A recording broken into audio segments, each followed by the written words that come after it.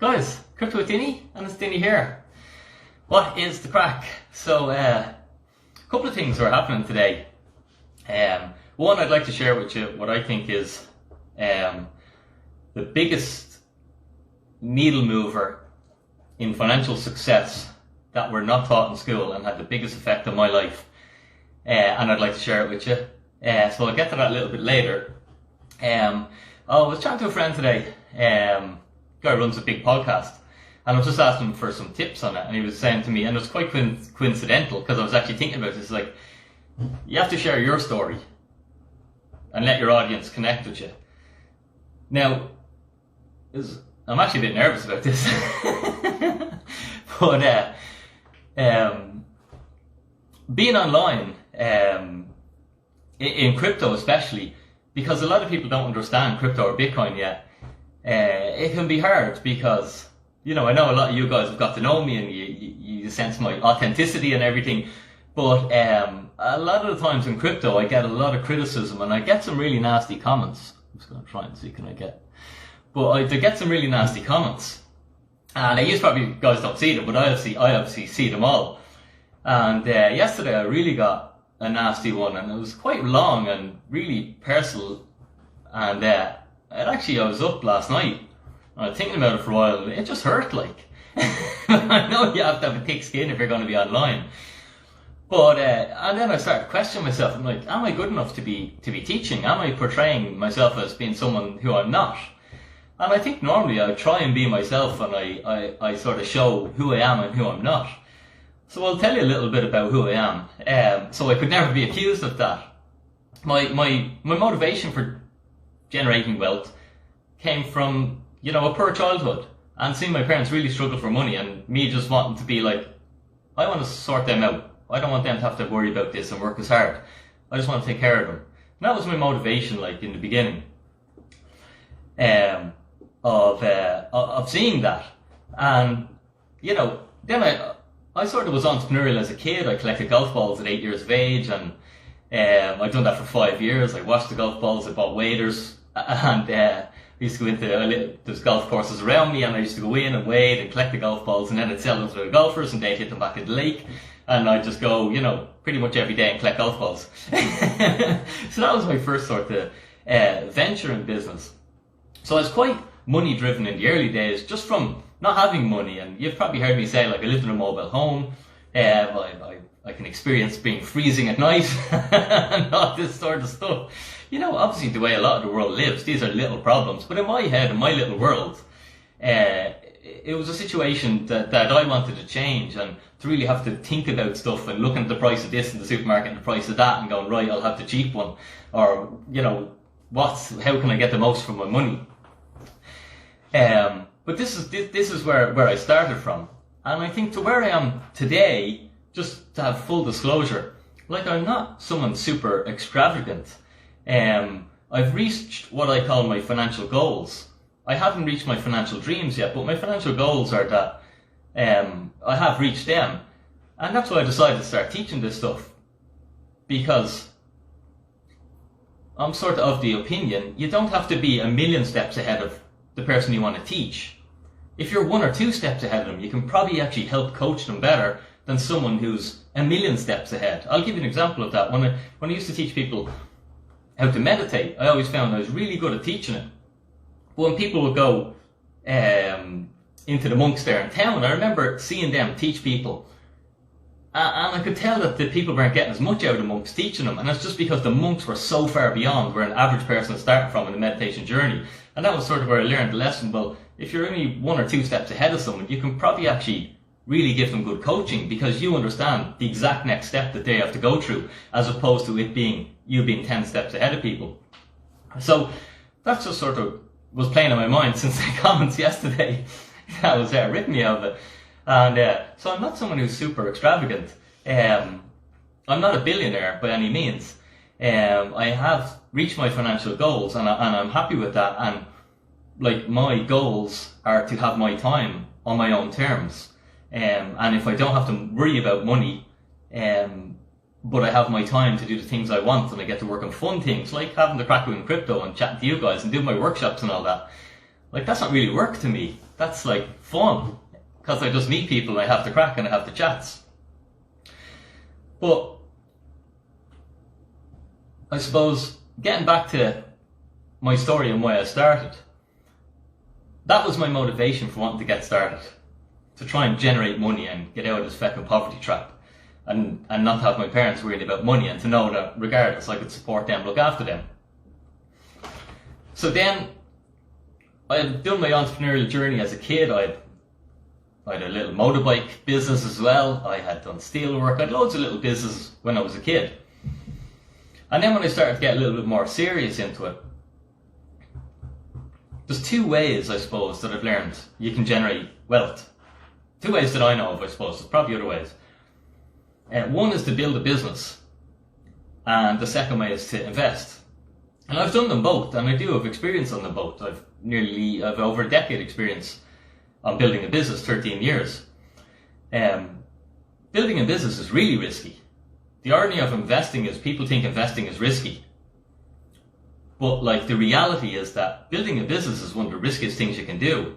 Because if you just break it down, what are you doing? You're getting all your eggs, you're putting them in one basket, you're getting all your capital, okay, your energy, your mental capacity, all the money you have in the bank, all the time that you have in your life, and you're putting into this one asset that you try and build from nothing. And like, the failure rate of business is 90% in 5 years, and in the second 5 years it doesn't change. There's still 90% chance you're going to fail. So like, starting a business is possibly the riskiest thing any of us can do. However, if the business works, happy days, you've got an income producing asset. And you know, I've started a couple of businesses, a good few businesses, and some have failed and some have been successful. And then the second way that we can generate wealth, or that I've learned to do it, is to invest. And investing always comes with this stigma as being risky. But investing is way less risky than trying to build a business. It's way less risky. Your odds of investing are like, nobody has invested for 20 years in the S&P 500 and lost money. Like, nobody ever. So it's almost a sure thing if you're willing to invest for 2 decades. You'd be the first person in the history of humanity to lose money. And I suppose for me, it's always, you know, I just look at it for myself and I go, okay, well, investing isn't risky. And of the two ways to generate capital, or money, or freedom, investing is definitely the one that gives the most returns for the least effort. Whereas a business, you have to put all your time, all your energy, sometimes all your money into it. Versus investing, you just set it up and let your money work for you.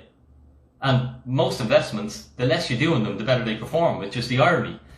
Hit the like button if you do enjoy these videos. But you've heard me mention before that compounding is like, teach it to your kids, because it will make a difference in their life. If you get, and I read this in a book, lads, but if you get €1, okay, and every day you double it, and you do that for a month, guess how many euros you have at the end of the month? Stick it in the comments there and guess. So you get €1, tomorrow you have €2, the day after that you have €4, the day after that you have €8, the day after that you have €16, the day after that you have €32, and that's the limit of my dyslexic maths. But stick the guesses in and let me know how many euros you think you have with the power of compounding. The amount of euros that you have after a month of compounding at 100%, so if you compound at 100% for 31 days, you've 1,073,000,000 euros. It's absolutely insane. Like, this is why I'm like, I love trying to teach people, young people, this stuff, because it's so important.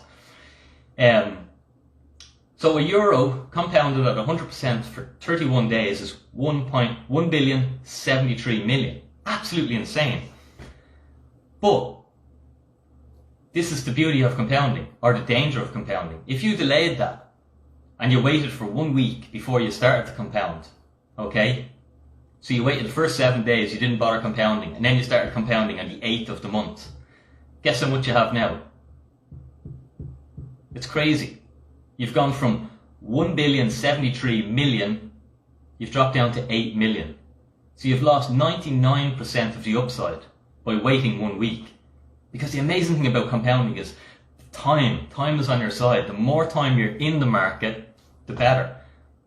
You know, crypto traders by their nature try and time markets. They're looking for Bitcoin to come down or crypto to come down. They get in, they get out. They've got it so wrong. Time in the market's all that matters. Okay? So by waiting a week before you get in the market, you've lost 99% of the upside. It's crazy. I like giving my paper folding example. So if I get this sheet of paper and I fold it once, alright, that's compounded at 100% because it's twice as thick. And then I fold it twice, alright, and then I fold it 3 times, and then I fold it 4 times, and on and on and on, alright. 42 folds of this bit of paper 42 times gets me to the moon. This is the power of compounding.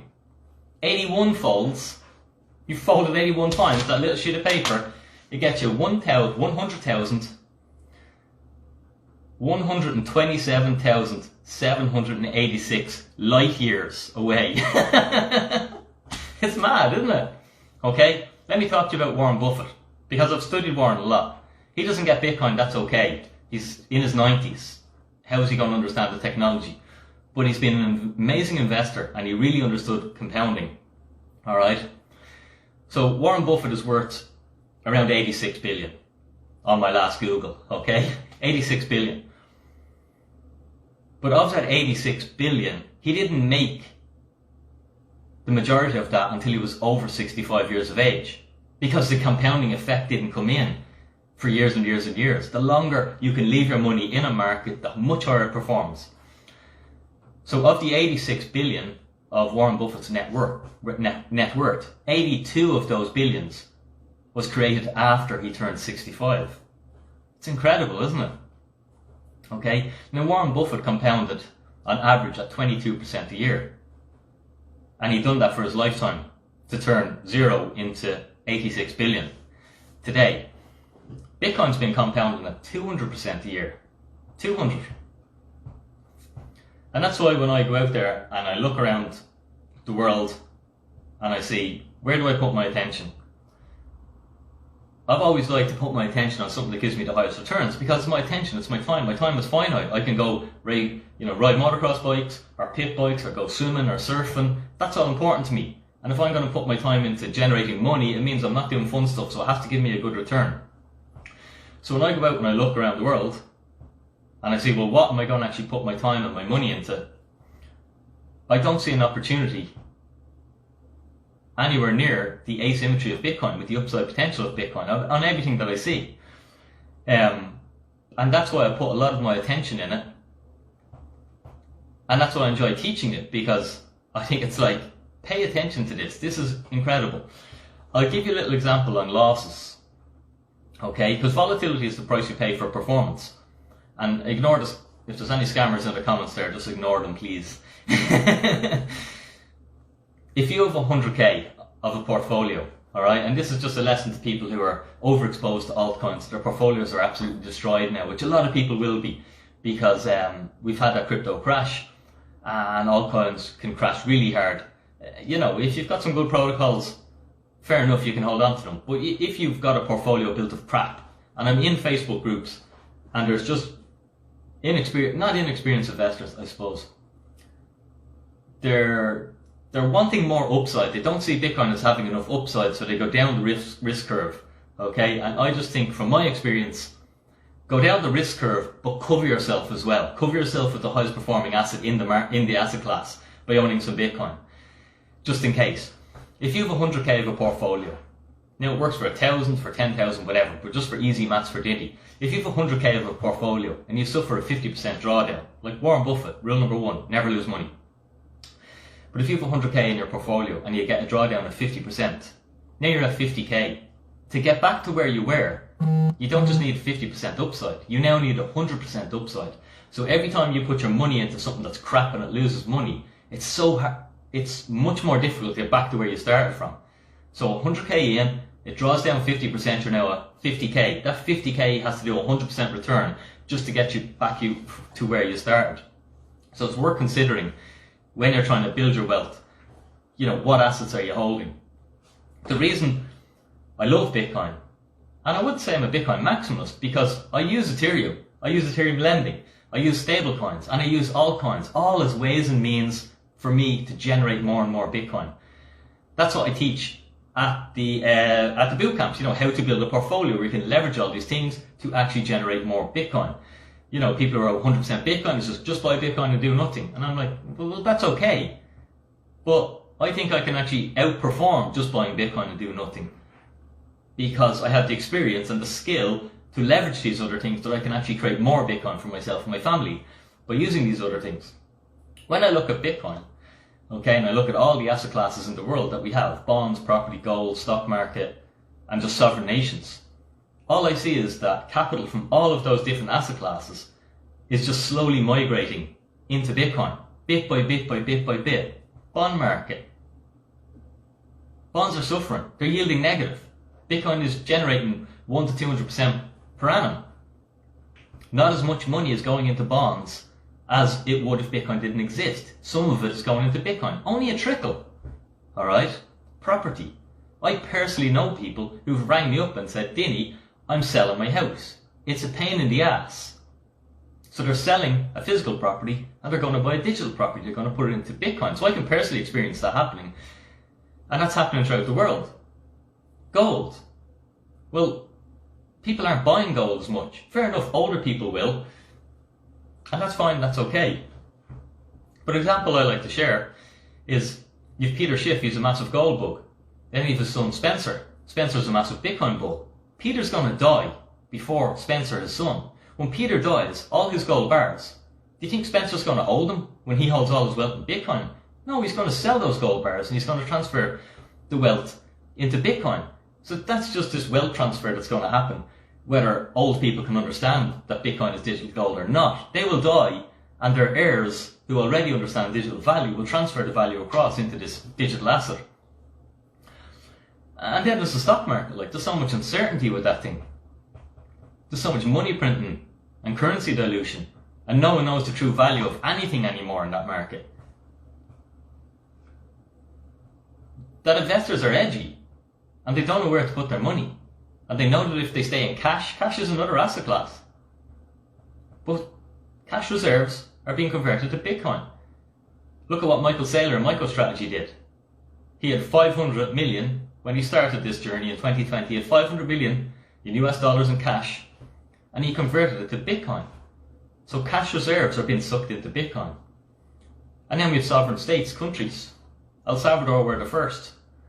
But from listening to the rumour mill, there's plenty of other countries in talks and changing their legislation to come on and jump on that bandwagon. So I see Bitcoin in the middle. I see all these other asset classes, okay? And slowly I just see Bitcoin draining the capital out of them all. Bit by bit by bit by bit. And that's why I pay attention to Bitcoin, because you're better off being early than late. I have an idea for the video and it's going to literally be me playing Jenga, because that's what it's like. A regular system, now I'm no economist, chirp in, throw a comment in if you understand this stuff, give me your take on it, let me know what you think, because it helps me learn. I'm only here to learn. I suppose sometimes I'm like, do I portray myself as an expert who knows everything? Maybe, hopefully I don't, because I certainly don't know everything. I'm here to learn. One thing I have always been is a sponge, and I love learning, and I love when someone challenges my beliefs, and I love when people bring new information that I can ponder on and think on and rational myself. So by all means, chirp in your take. But our existing system is just built on debt. It's debt on debt on debt, fractional reserve banking and money printing. Okay, so it can be hard to decipher the collateral behind anything when it's just debt upon debt upon debt upon debt. So that if and when, now this may never happen, but if and when that house of cards falls, it could fall very, very fast. And that's why a lot of these smart money managers are saying, get off zero. Do not have all your collateral in that system, because if that system goes like a Jenga pile, you can keep pulling bits out of it and bits out of it and bits out of it, but when she falls, it'll come crashing down hard. And that's why they're screaming, get off zero. Get some exposure to Bitcoin. Guys, if you'd like to learn more about Bitcoin, come and do my free Bitcoin workshop. Next Thursday, grab a ticket on cryptowithdinny.com. and I'd be delighted to teach you about that. If you have no clue about Bitcoin, we teach you its history, how it works, why it has value, why it continues to increase in value, and how you can get started. The beauty of Bitcoin is you don't need to have loads of money. That's why I'm passionate about it. Because like I say, I was poor. I remember in my early days when I was trying to get off zero, or when I was trying to get started in investing, I rang up financial advisors and I had 30 quid a month that I wanted to start investing. And of course, they had no product for me, but I was really embarrassed that I'd made the phone call. Here's me sitting in my mobile home, poor as shit, and I think I'm going to get on the investment ladder with my 30 quid a month. And I didn't get laughed off the phone. They had nothing for me. They needed me to have, 300 a month minimum, or more like 3 grand, before they wanted to talk to me. But that's why I'm passionate about Bitcoin. And unlike real estate, where you need access to large capital, or you already need to be wealthy or have collateral to get on into property, with crypto there's no barrier to entry. So anyone, no matter how poor you are, if you want to start living below your means and building up an asset portfolio, you can get in the game. And there's nothing I see out there with the asymmetry of Bitcoin and all the FUD, all the fear, uncertainty and doubt, and all the silly arguments of the energy FUD, the quantum computer, the country's banning it. When you do enough work and due diligence on this thing, all that goes away, and it's just a pure inevitability. It's going to take time. It's going to be volatile. The volatility is an amazing time for people who are dollar cost averaging to get cheaper Bitcoin. But it's an inevitability. This thing is like a black hole. It's got its own gravity, and it's just sucking capital out of everything. And it's only going to speed up. Anyway, I hope you have a great evening. Thanks for being here. Hit the like button, subscribe to the channel, have the crack, and thanks guys everyone. Good night.